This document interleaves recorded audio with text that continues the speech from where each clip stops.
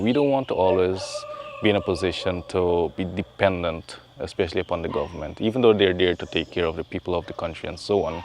We want to be a community who can strive on our own.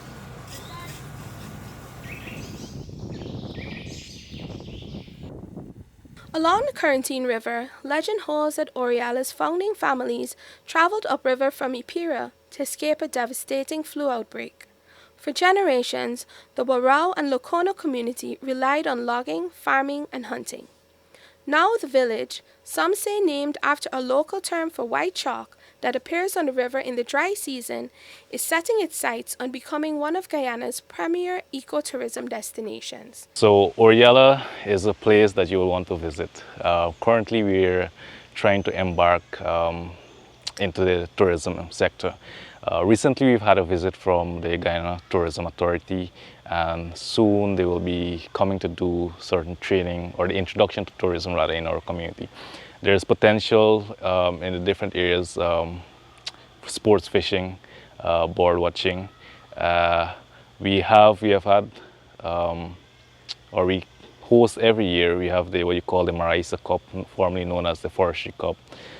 We also have the Village Cup. These are football tournaments that persons come from all over the country rather to view. Even from West Suriname, we have teams coming there. So these things are what attract persons to Orealla, beside the majestic view. And we want Orealla to be, on the map, to be recognized. For Orealla's ecotourism ambitions to take shape, reliable infrastructure, particularly electricity, is essential. Early assistance arrived from CNOC, a partner in Guyana's Stabroek block, which installed solar-powered streetlights. However, a faulty generator hampered progress. The turning point came via Guyana's low-carbon development strategy. Funds earned through carbon credit sales empowered Orealla to invest in a new generator, paving the way for sustainable growth.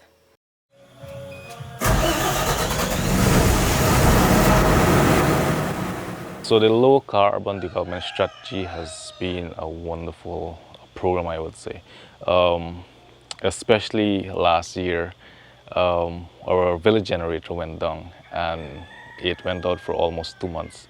If it wasn't for the funds received from the LCDS, we would have taken a very long time to get that generator.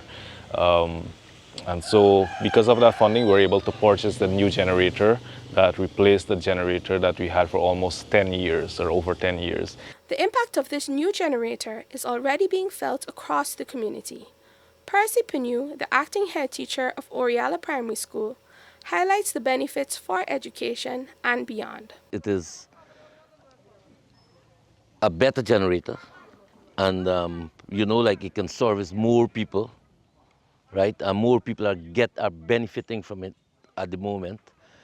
At present, we were getting electricity from 5 in the afternoon to 10 in the night.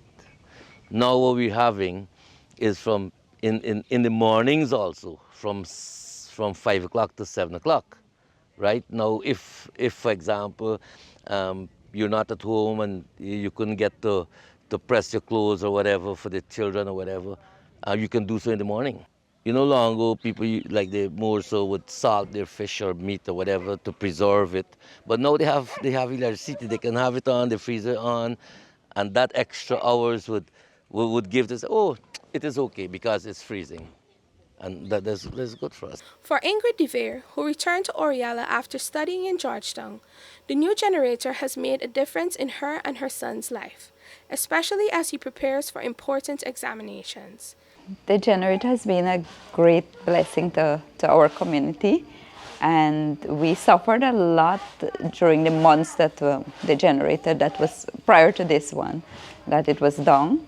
For mothers especially, they have to get their children ready for school, and recently the council has started doing a new additional time they've put in the morning and in the weekends. For the morning period, it is a great boost where the parents can get up and get electricity in the morning to prepare for that school day. Some people prepare snacks for their children or they prepare snacks for sale. So in terms of school, it's very good, and also for those who are doing business. For me, I do online courses, and I do a lot of research and studies in the night, reading. And so the electricity, having lights is very helpful to me, and it is also very beneficial to my son. So although it's just myself and my son, we see the benefits of it, much less persons who are doing so many other things and have so many other children in the home. Radio plays a vital role in connecting Indigenous communities, often reaching areas where other forms of communication are limited. Veteran broadcaster Lloyd Penu explains how reliable electricity has enhanced their local radio station. So we depend on the village generator to provide the power for us. It has a solar system here, but it's not adequate. Sometimes when you get a weather like this, it doesn't generate enough power. So sometimes when you're on the station, whoops, you get a blackout. So very much important that we have this new generator here. It's very, very important. Without this radio, okay, things that we do here, we send out like, just for like if you're celebrating a birthday, an anniversary, you're sending a request. Everybody hear whatever we have to say. And let's say we have old age pensions, persons coming in to pay pension, we send a message through the radio. Everybody gets the message, where to go, where to come to Sipruta, to Orealla. And indeed, that's one of the best things that we have here in Orealla. For Tushel Vandenberg, the funds from the LCDS represent more than just financial assistance. They are recognition of the invaluable traditional knowledge held by Indigenous communities and a means for self-determined development. This has been Daniel Swain for the Newsroom.